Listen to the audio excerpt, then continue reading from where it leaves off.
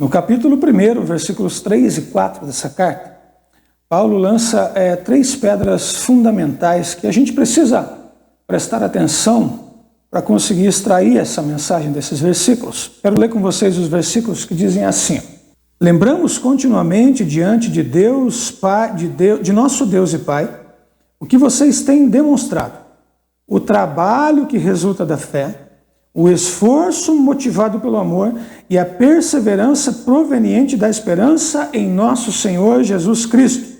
Sabemos, irmãos amados de Deus, que Ele os escolheu. Então nós podemos tirar aqui 3 coisas muito importantes nesse texto. Primeiro, que toda a fé verdadeira em Jesus Cristo, ela funciona de maneira prática e visível. Segundo, todo o amor genuíno a Deus trabalha para o Evangelho e em favor dos homens. E a esperança bem fundamentada, tudo suporta com paciência. Outra forma que podemos explicar esse texto é o seguinte: a fé verdadeira vai afetar tanto o coração quanto a vida. O amor opera por causa da fé, tanto para Deus quanto para o próximo. E a verdadeira esperança vai se mostrar no exercício da paciência e no quanto procuramos nos mostrar aprovados a Deus. Então observe o seguinte: o primeiro ponto, a fé. A fé é a base tanto da salvação quanto de toda a vida cristã. Não existe nenhuma maneira que não seja a fé para que Jesus Cristo entre em nossos corações. É necessário confiar, acreditar no Evangelho, é necessário crer. Se você opta por duvidar, não existe maneira de você conhecer, de adentrar o reino dos céus. E compreenda que muitas pessoas procuram experimentar ou conhecer o reino dos céus antes de crer, e isso é impossível. Observe o que Jesus disse para Nicodemos: é necessário nascer de novo. Se não nascer de novo, você não consegue ver. Então a fé, ela é uma graça que opera, sempre muito ocupada com muitas coisas. Ela é uma graça que tem muito trabalho a fazer, ela não é uma graça preguiçosa. Ela é uma graça pela qual a alma vai a Deus, se apega a Ele e pleiteia suas promessas com Ele. Pede-lhe favores. Ela é a graça pela qual o crente obtém a vitória sobre o mundo. Ela é a força que coloca a alma em alegre obediência a todas as ordenanças e mandamentos e, portanto, ela é chamada também de a obediência da fé. Da fé surge o amor.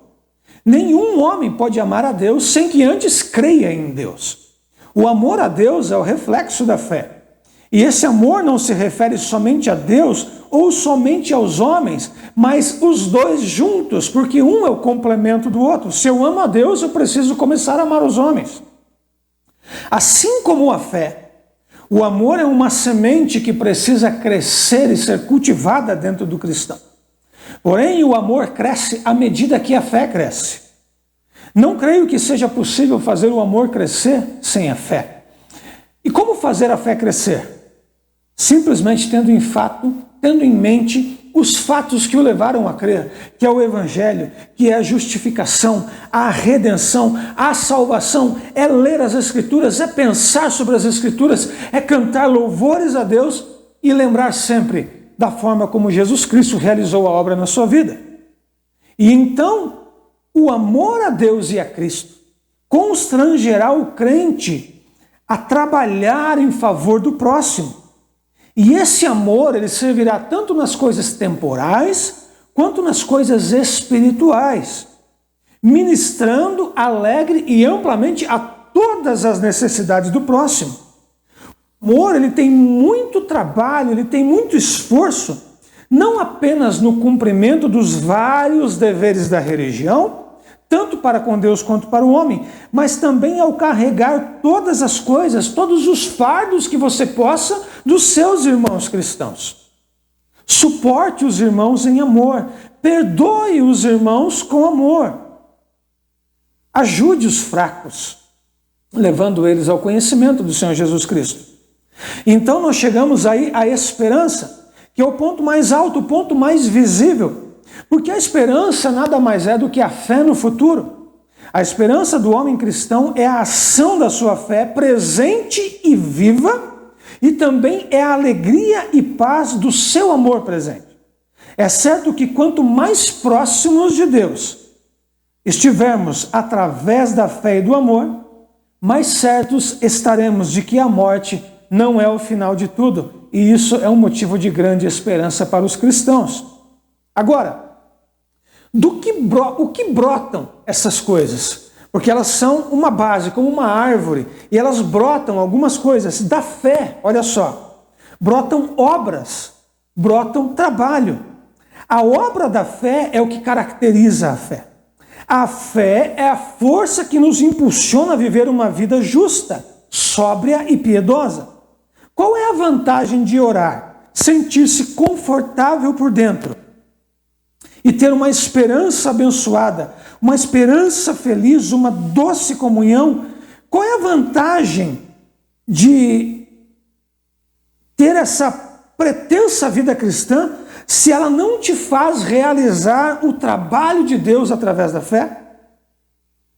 Se você orar incansavelmente, mas continuar mentindo, de que vale a sua fé? Ela não te transformou, ela não te mudou, ela não te moldou?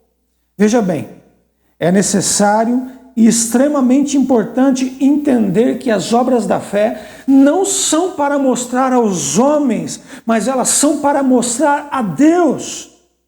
E se dizemos que cremos e continuamos a praticar coisas abomináveis quando não estamos na presença de homens e mulheres que conhecemos, significa que a nossa fé é falsa, incompleta, e com isso ela não pode ser considerada uma fé genuína. Portanto, se você tem fé, deve trabalhar para conseguir viver de acordo com a fé que você professa. O amor trabalha, e ele trabalha de forma incansável, não somente na vida daquele que tem fé, mas também na vida daquele que não tem fé. Ele é incansável, disciplinado e persistente. Ele não só trabalha, meus irmãos, mas ele trabalha com satisfação, com alegria, porque além de estar trabalhando para livrar as almas do inferno, ele está realizando uma missão que foi dada pelo seu Senhor, e de forma muito direta. Trabalhar para Cristo é trabalhar em sua própria vida e na vida de todos ao seu redor. A vida cristã é trabalho, ela não é um passeio no parque, meus irmãos. Mas como que nós colocaremos em prática o amor aos nossos irmãos e o amor a Deus? Paulo responde isso na própria carta, quando ele mostra o quanto trabalhou para levar o evangelho aos Tessalônicos. E ele não exigiu nada deles para não ser pesado, mesmo tendo direito a isso. E não somente isso, mas ele diz que até mesmo daria sua vida por eles, tamanho o amor que ele sentia em seu coração. Então vem a esperança, olha só, a fé trabalha, o amor trabalha arduamente, e a esperança é paciente. A esperança não é uma resistência passiva, mas ela é uma resistência que aguenta as tempestades e segue em frente. Ela não só aguarda a chegada de alguma coisa, mas ela caminha em direção disso para apressar o encontro. A esperança nos ajuda tanto a suportar quanto a fazer. E uma forma de manter a esperança, meus irmãos, é aguardar as promessas. Pois temos promessas maravilhosas de uma vida perfeita quando Jesus Cristo retornar para nos buscar. Não é aqui, mas temos que nos apegar a essa esperança. Porque Jesus disse assim em Mateus capítulo 19, verso 9: e todo aquele que tiver deixado casas, ou irmãos, ou irmãs, ou pai, ou mãe, ou mulher, ou filhos, ou terras, amor do meu nome, receberá 100 vezes tanto e herdará a vida eterna. Com isso, podemos conhecer a nossa eleição, conhecer que fomos escolhidos, se não apenas falarmos das coisas de Deus nos nossos lábios, mas sentirmos o seu poder em nossos corações, mortificando a nossa carne, nos afastando do mundo e nos elevando para as coisas espirituais. A menos que o Espírito de Deus venha junto com a palavra, essa palavra será morta. mas se o Espírito estiver junto, ela será vida. Assim, e com isso, nós podemos conhecer a nossa, conhecer que fomos escolhidos. Se não apenas falarmos das coisas de Deus, mas sentir o seu poder no nosso coração, mortificando a nossa carne, fazendo a vontade de Deus, nos afastando do mundo e nos elevando para realizar os projetos do reino de Deus na terra. Assim como Cristo, assim como Paulo estavam dispostos a dar a sua vida por amor do Evangelho para fazer a vontade do Pai, saberemos que somos escolhidos se estivermos dispostos a fazer a mesma coisa. Deus os abençoe. Um grande abraço.